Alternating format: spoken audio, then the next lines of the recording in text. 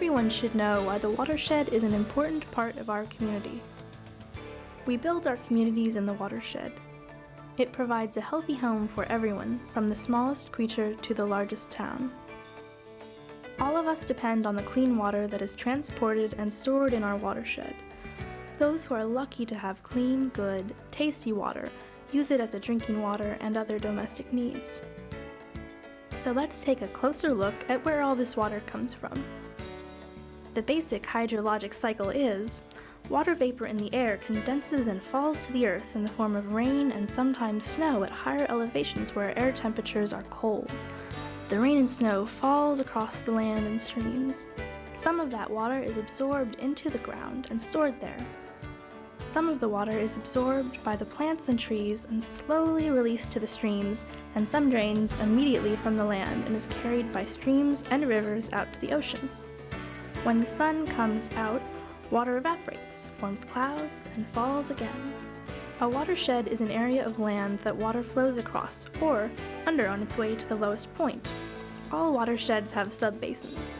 These smaller drainage areas are the streams that drain to the river. Our watershed is the Van Dusen River. It supports mammals, reptiles, amphibians, birds, and fish, as it drains, wild and free, into the third largest river basin in California, the Eel River. Look, there's Mr. Brenneman and Adrian at Healy Creek. Our science study group is at Healy Creek to study the ecology. All right. Greetings, everybody. This is Pat Engel, their local ranger, buddy, friend of the guy. Eric. Hi, Eric. Nice to meet you. Paul Holzberger. Nice, Paul. Paul. That's Heather the plant girl. Hi, Heather. How you doing? We're studying the plants, trees, and shrubs. Okay. I've got a check here. This is actually a Doug fir, as opposed to a white fir. It's got this bristle cone, like pipe cleaning structure on it. Yeah. Okay, where your redwood has more of a flattened leaf spray. So that's a good way to tell the difference.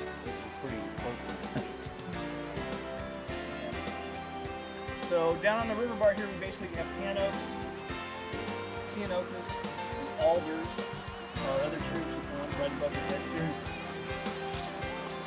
Okay. Alders can look a lot like a pan oak. Okay.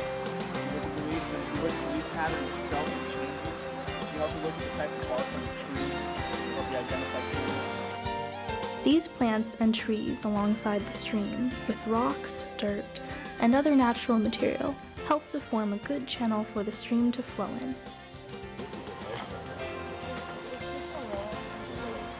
Tell by the softer leaves on it, you just kind of feel the texture on the leaves. So a little bit softer, and the shape of the leaves is straight along the bone. And it's really light back, Plants, shrubs, and trees that grow along the stream bank are home to many insects and animals. Some of the plants are food for the animals and insects, and some of the plants can be made into medicine for people. Willows is where salicylic acid comes from, which is where we get aspirin.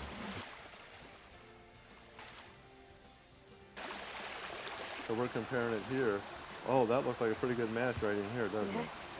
It's going to be one of these two. It's probably these two right there. Maybe it can be over here. The pH levels are different colors at different parts of the stream sometimes. That's what he was telling me. What I have to do is I have to match these up to this once I'm done sticking it in the stream. And then I have to write it in my little write in the rain book, what the pH levels are, what colors, and beginning, middle, and end. That's about good 7 on the beginning.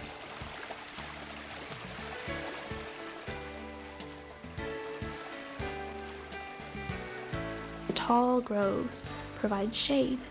Shade helps to keep the air and water at a cool temperature so the trout and salmon can survive.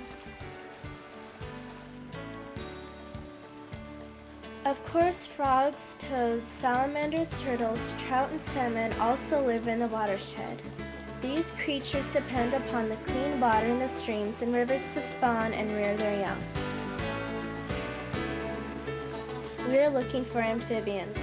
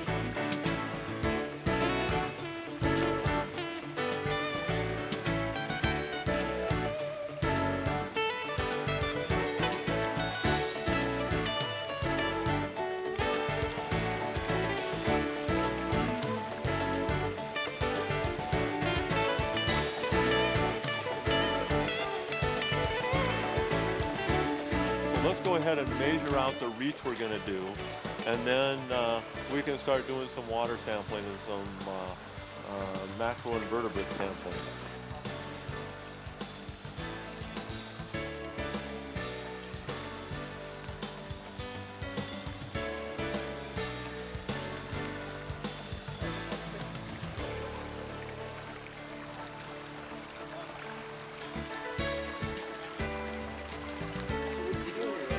We're measuring out our reach. I measured this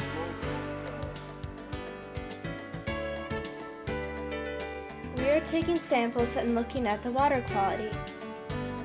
turbidity is how much soil and stuff is mixed up into the water.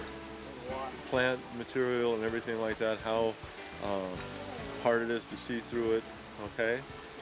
So we're going to check that with this hot spectrophotometer.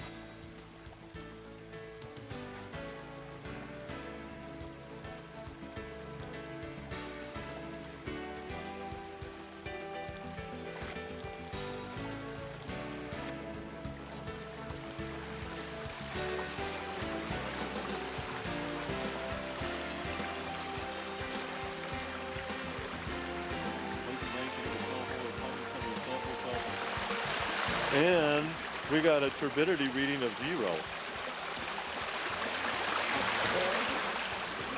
That's pretty good in terms of with fish and things like that. You don't want to have a high amount of sediment or things in the water because it makes it harder for them to breathe.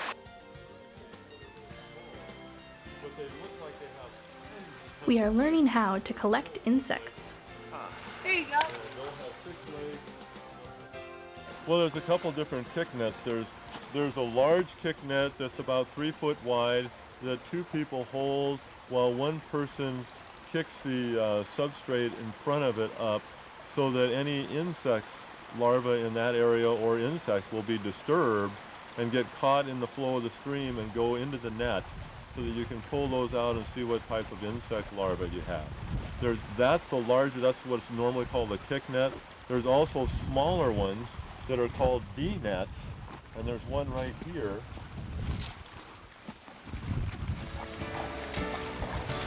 You set the D net in the water, and you stick for about 30 seconds.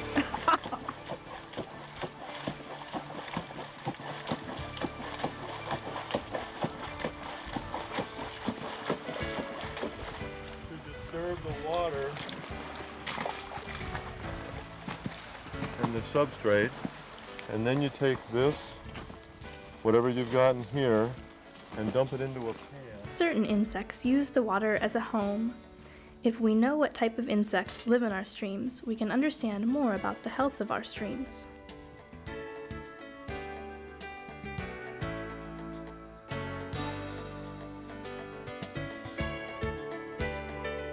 We're studying the insects.